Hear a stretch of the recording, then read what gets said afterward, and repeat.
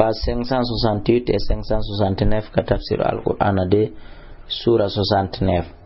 falaysa lahu ara ilana mal yawma hande ha hunado hamimun gido wala ta'amun wana nyamete illa min ghisilin sona ko ete gon ghisilin la yakulu nyamata dulle illa al-khati'un sona faljube fala usimu ene ala dale mi wondire be matu bisiruna konko soti do mala bisiruna konko wa mala to bisiruna konko sutaki inna nande al-Qur'an la on kunne gonga rasulul karim innahu nande la qawlu rasulil karim kunne kongol o don la do tedudu don jibril wa ma huwa nde wonali be qawli sha'irin kunne kongol yimo qalilan fandi ma to min kon don gumdinde ko wala be qawli kahinin gol wonali kongol ndurejo qalilan fandi to woni ma tadhakkaruna konko wajito to don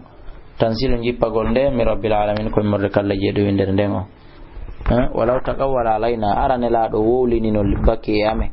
fatala gabil yoga e kongo didi men wola naali mo fimu laqadna minhum min nangitira enomo bil yamin yunga men nyamongo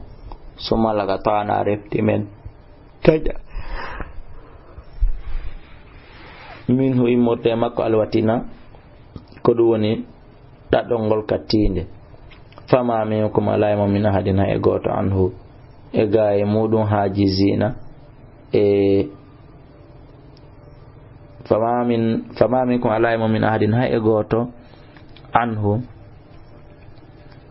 e gaye makko hajizina ben heedamo anhu e gaye makko kanko Allah hajizina mon heedamo wa innahu no de al-Qur'anare la tadhkiratun qad wajilil muttaqin nande wolobe Allah ben wa inna min la na'lam eden ande anna min ko ndeno e modo mukaddibina fennobe wa innahu no fennu gongol no la suratun wallahi ko ninse alal kafirin ay hore hefirabe wa innahu al-Qur'ana lahu la haqqul yaqin wallahi ko ne gonga pellital fasabbi subbu hino bismi rabbika inde joma al-azim teddudo suratul ma'arij makkiyatun bismillahir rahmanir rahim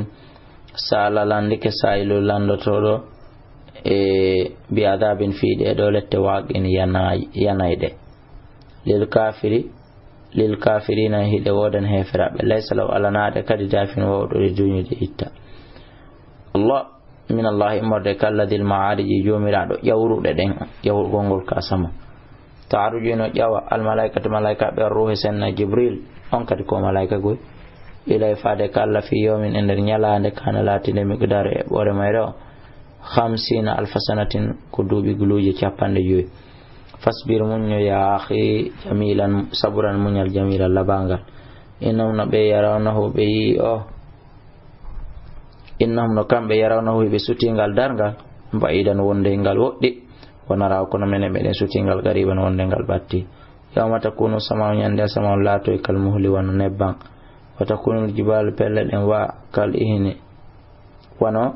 jaarede ilayndi wala yasalu landata ko denyande hamimon gido hamiman fi gido mudum wayliten yubassarunahum bi indira ila harabe sutondiri yawaddu yelatal mujrimuna bombe ben denyande law yaftadi harabe sottorayna min adabi yawmi idin nimorde lette den denyande bi banihi be makko be wada yawma idin nan ko yawmi idin on fami kaaji angal no metti jangude don bi yaminihi jungo makko nyamongo bi banihi kam bibbe makko worbe be wa sahibati be ngo makko wa akhihi enene goto makko fasulati e golol makko gol allati gol tuwi takkongol mo haray mo yeli ittugol be do fop kanko dala wa man fil ardi be kaledi fo kadi wa man fil ardi be kaledi jami'an den danga thumma yunji refti odandamo fi walla dandumo legoy kalla ala dali wawata wonde inna nange yitel lazwa ko dulbowe ko nonge wiyete nazza'atan ko nge nyorayngel lishawa wonande guditinde tad'u hinge noddaman adbara kala huccutudo wata walla durni wa jama'a mu'bidir jawle makko den fa'wa ayni de wittali zakka innal insana ande no neddo ko likaw tagama halu an ko denjido idha masahu sharru sitayuni bon on mimimo jazu'an ona sunido fa idha masahu alkhairu sumajirende mimimo manu an ona haditodo fangabude wala dayimbe be illa almusallina sona julo ben alladina ben hum be kanyu ala suqatim e dow juɗɗe maɓɓe ɗen da'imuna ɓe duumi walladina ɓen fi amwalihim ɓen e nder ƴawle mum haqqun geɓal ma'lumun andangal lissa'ili wonande torotoɗo wal mahrumi e horminiɗo e toragol walladina ɓen yusaddiquna ɓe no gongini bi yawmi din ñalande yodde kuuɗe walladina ɓen humɓe kañum min adabi rabbihim mordelde joom maɓɓe ɗen mushfiquna hiɓe huli jooti inna adaba rabbihim anduno lette joomi maɓɓe ɗen gayru ma'munin wona holniɗe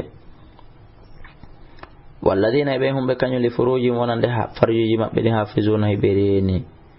illa ala azwajim sona e dow ɓengolli maɓɓe ɗin awma malakat aymanum maɗum ɓe jeetiri ka ñaame maɓɓe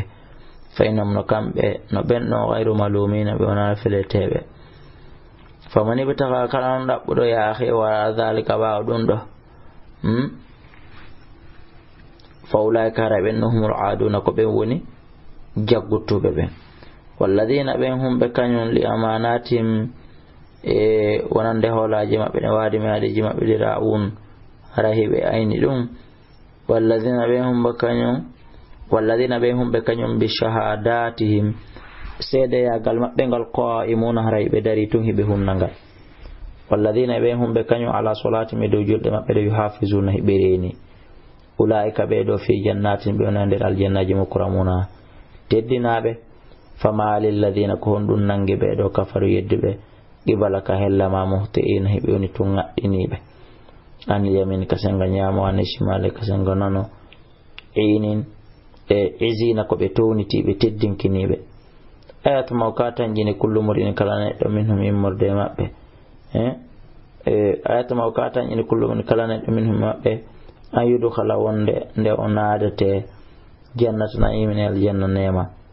kalla o inna min khalaqnahum min tagiɓe mimma ya'lamuna